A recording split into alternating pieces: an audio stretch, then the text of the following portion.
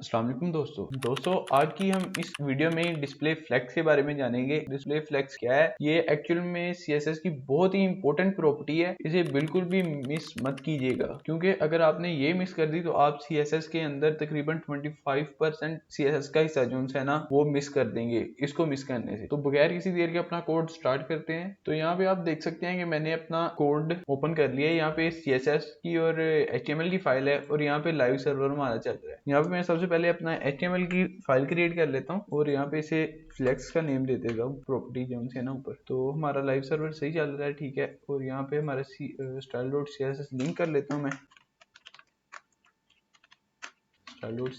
अब मैं display flex explain करने से यूज करने से पहले एक्सप्लेन कर दूं आपको कि डिस्प्ले फ्लेक्स जो सी प्रॉपर्टी है ना, ये मेनली वेबसाइट का डिजाइन जो सा होता है ना, क्रिएट किया हुआ होता है, उसे फ्लेक्सिबल बनाती है। फ्लेक्सिबल का मतलब क्या है कि मोबाइल रिस्पॉन्सिव, दूसरी स्क्रीन को ना रिस्पॉन्सिव बनाती है, दूसरी स्क्रीन पर हमारा डिजाइन को रिस्पॉन्सिव बनाती है। जैसे हमारे लैपटॉप की स्क्रीन जो सी है वो बड़ी होती है, लेकिन हमारे मोबाइल की स्क्रीन छोटी होती है। लैपटॉप की स्क्रीन में भी डिफरेंट वेरिएंट आते हैं जिसकी हाइट वेट चेंज होती है, अलग अलग होती है। तो ये हर स्क्रीन के साइज के हिसाब से हमारी जो सी है ना वेबसाइट उसे मैनेज करती है डिस्प्ले फ्लेक्स प्रॉपर्टी। सबसे पहले मैं यहाँ पे एक मेन डिव क्रिएट करता हूँ जिसके अंदर मैं मल्टीपल उसके चाइल्ड क्रिएट करूंगा। डिव के मल्टीप्लाई बाय 3 मैंने डिव के चाइल्ड क्रिएट कर लिए। तीनों की एक क्लास दे देता हूँ, चाइल्ड फ्लेक्स, और यहाँ पे मैं लिख देता हूँ। ठीक हो गया। यहाँ पे आप देखेंगे कि हमारे पास हमारा लाइव सर्वर वर्क कर रहा है और चाइल्ड 1 2 3 हमारे पास आ गए हैं। और इसे क्लास दे देता हूँ पेरेंट। मैं चला गया हूँ अब CSS की फाइल के अंदर और यहाँ पे इसे मैंने गेट किया पेरेंट को और उसे बॉर्डर दिया 3 पिक्सल्स सॉलिड ब्लैक।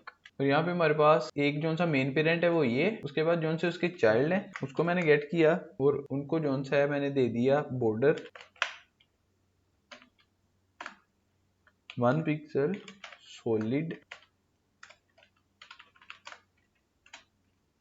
रेड। यहाँ पे आप देखेंगे कि मैं अगर इसे डिस्प्ले फ्लेक्स की प्रॉपर्टी लगाऊं, अभी डिस्प्ले क्या है फ्लेक्स, तो ये सारे अलाइन हो जाएंगे, एक रो के अंदर आ जाएंगे सारे, और 3 कॉलम हो गए। अगर मैं इसे रिमूव करता हूँ तो यहाँ पे आप देखेंगे कि ये 3 रोज हैं, एक ही कॉलम है। चले, डिस्प्ले फ्लेक्स क्या करता है, सबको जो है ना इनलाइन कर देता है, लेकिन ये काम तो हमारी इनलाइन प्रॉपर्टी भी कर रही थी। अगर मैं इसे कहूँ फ्लेक्स की डायरेक्शन जो सी है वो क्या हो कॉलम, तो ये क्या है, ये प्रॉपर्टी इनलाइन प्रॉपर्टी ना वर्क कर रही थी। फ्लेक्स की डायरेक्शन को भी चेंज कर रहे हैं हम जैसे मर्जी। हम इसे मीडिया क्वेरी अभी हमने नहीं पढ़ी इधर, हम नेक्स्ट पढ़ेंगे और हमें मजीद पता लग जाएगा कि फ्लेक्स जो सी डिस्प्ले फ्लेक्स प्रॉपर्टी है ये कितनी वर्किंग है इसकी CSS के अंदर। यहाँ पे अभी हमने 2 फ्लेक्स डायरेक्शन की जो सी प्रॉपर्टीज पढ़ी हैं। उसके बाद में आपको दिखाऊं अगर कॉलम रिवर्स, तो ये क्या होगा कि जो सा लास्ट वाला कॉलम है, यहाँ पे आप देखेंगे कि हमारे पास लास्ट वाला है चाइल्ड 3, ये सबसे पहले पे आ गया है, दूसरे पे 2 वाला क्योंकि वो सेंटर में है वो रिवर्स हो गया हमारा जो सा ना स्ट्रक्चर सारा। अगर मैं फ्लेक्स डायरेक्शन कॉलम रिवर्स की जगह रो करूं, रो रिवर्स, तो क्या होगा, हमारी रो भी वैसे ही रिवर्स हो जाएगी, 3 2 1 के हिसाब से वैसे ही वर्क करेगी। तो इसको मैं अभी रोकता हूँ वैसे के वैसे ही। उसके बाद आपको प्रॉपर्टी बताता हूँ, जस्टिफाई कंटेंट। मैं अब चाह रहा हूँ कि मेरे जितना भी कंटेंट है, चाहे 3 चाइल्ड हैं, 4 हैं, 5 हैं, 6 हैं, वो जो उनसे है वो पूरी स्क्रीन के ऊपर आए। तो उसके लिए होते हैं हमारे पास जस्टिफाई कंटेंट सेंटर के अंदर क्या होगा कि वो सारे हमारी स्क्रीन के सेंटर में चले जाएंगे। मैं सबसे पहले इनको करूँ पैडिंग थोड़ी इंक्रीज करके ना, थोड़ा सा खूबसूरत बना दूँ। 20 पिक्सल दे दी पैडिंग, ठीक है। और बॉर्डर जो है वो 3 पिक्सल दे देता हूँ। और जस्टिफाई कंटेंट सेंटर क्या करेगा कि जो से हमारे चाइल्ड को हमारी स्क्रीन के सेंटर में ले आएगा। अगर ये मेरी प्रॉपर्टी चेंज करके दूसरी लगाता हूँ स्पेस अराउंड क्या करेगा कि सारे चाइल्ड को लेफ्ट और राइट में ना सारे चाइल्ड की वो सेम जो सी है विड्थ दे देगा। अभी इस बॉर्डर से इस बॉर्डर के दरमियान जितना फासला है ना, उतना इस बॉर्डर और इस बॉर्डर के दरमियान डबल है, क्योंकि यहाँ से लेके यहाँ तक इसका चाइल्ड 1 का राइट वाला आ गया और यहाँ से आगे लेके यहाँ तक चाइल्ड 2 का लेफ्ट वाला मार्जिन आ गया। इस तरह ये सारे इस तरह वर्क करते हैं। अगर स्पेस अराउंड की जगह स्पेस बिटवीन लिख दूं मैं, तो इससे क्या होगा कि हमारे जो से चाइल्ड है उनके दरमियानी फासला बढ़ जाएगा और जो से साइडों वाला वो रिमूव हो जाएगा। अगर मैं यहाँ पे करूँ चाइल्ड 2 को रिमूव कर दूं दरमियान में से, तो ये बिल्कुल ऐसे ही रहेंगे कि इनके दरमियान में कोई जगह नहीं रहेगी। और इसको मैं अगर स्पेस अराउंड ही रखूं तो ऐसे ही होगा जैसे वो पहले वर्क कर रहे थे। तो ये होगी हमारी जस्टिफाई कंटेंट की प्रॉपर्टी। अब यहाँ पे मैं एक और आपको चीज दिखाऊं कि अब हमने एक्स एक्सिस में अपने चाइल्ड्स को सेंटर में कर लिया, फासला उनके दरमियान रख के देख लिया, लेकिन अगर यही काम मैंने हाइट के लिहाज से करना होता तब क्या करता मैं कि मतलब मैं चाह रहा हूँ कि मेरा जो सा है कंटेंट वो बिल्कुल हमारी सेंटर के अंदर आए हमारी बॉडी के। तो तब क्या करता हूँ मैं, इसकी इधर मैं वैसे ही 100 पिक्सल दे देता हूँ। 100 पिक्सल इसकी हाइट आ गई, ठीक है, 100 और विड्थ भी 100 पिक्सल्स। अब हमारा जो सा ये कंटेंट है चाइल्ड 1, चाइल्ड 2, चाइल्ड 3, मैं चाह रहा हूँ कि हमारी बॉडी के भी सेंटर में आए। तब मैं क्या करूंगा, अलाइन आइटम सेंटर। इसे क्या होगा कि हमारा कंटेंट जो सा है बॉडी के वाई एक्सिस के हिसाब से सेंटर में आ जाएगा। और अगर मैं एक्स एक्सिस के सेंटर में करूं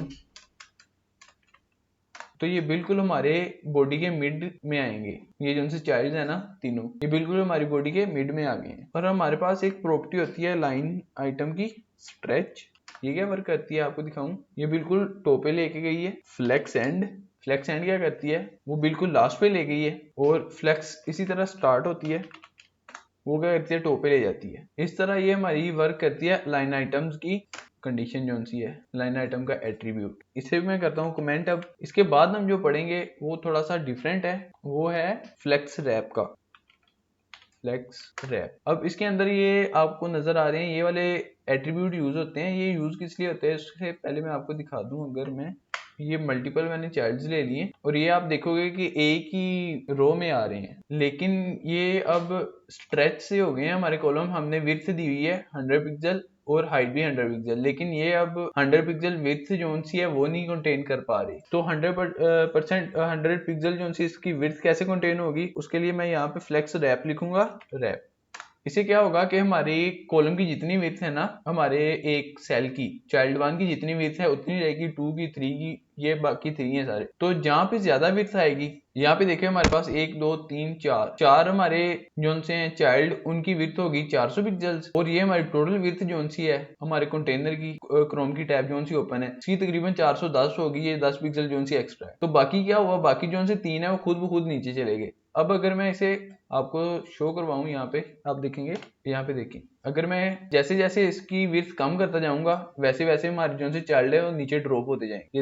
ये देखें वो सारे एक कॉलम में आ गए हैं। अब ये देखें, इस तरह हमारा ये फ्लेक्स रैप जोन है वर्क करता है। यहाँ पे इसकी प्रॉपर्टी बाय डिफॉल्ट जोन सी होती है वो नो रैप होती है। वो क्या करती है कि वो एक ही कंटेनर के अंदर सबको मैनेज करती है एक ही रो के अंदर। और इधर एक और प्रॉपर्टी होती है रैप रिवर्स की। वो क्या करती है कि वो हमारे जैसे रिवर्स किए थे हमने रिवर्स कॉलम, बिल्कुल वैसे ही काम करती है। ये उनको एक डायरेक्शन में ले जाती है, रिवर्स कर देती है सारा 3 3 3 3 1 2 3, अब नीचे से ऊपर की तरफ जा रहे हैं सब। तो इस तरह हमारी फ्लेक्स रैप की प्रॉपर्टी काम करती है। ये सारी तब वर्क करेंगी जब हमारे पास डिस्प्ले फ्लेक्स की प्रॉपर्टी लगी होगी। अगर हमारे पास डिस्प्ले फ्लेक्स की प्रॉपर्टी नहीं लगी हुई तो हमारी ये कोई भी प्रॉपर्टी इस पे वर्क नहीं करेगी। जैसे मैंने डिस्प्ले फ्लेक्स को कमेंट कर दिया, बाकी जितने मर्जी मैं अनकमेंट करके देखता रहूं कोई प्रॉपर्टी वर्क नहीं करेगी। तभी वर्क करेगी जब मैं डिस्प्ले फ्लेक्स को अनकमेंट करूंगा, डिस्प्ले फ्लेक्स अपनी CSS के अंदर यूज करूंगा। तो ये थी आज की हमारी दोस्तों वीडियो, जिसके अंदर हमने डिस्प्ले फ्लेक्स के बारे में जाना, ये क्या चीज है, कैसे वर्क करती है। उम्मीद करता हूँ कि आपको अच्छे से समझ आई होगी। अगर नहीं समझ आई वीडियो एक मरतबा दोबारा देखेंगे तो मैं आपको इंश्योर करवाता हूँ कि आपको लाजमी समझ आ जाएगी।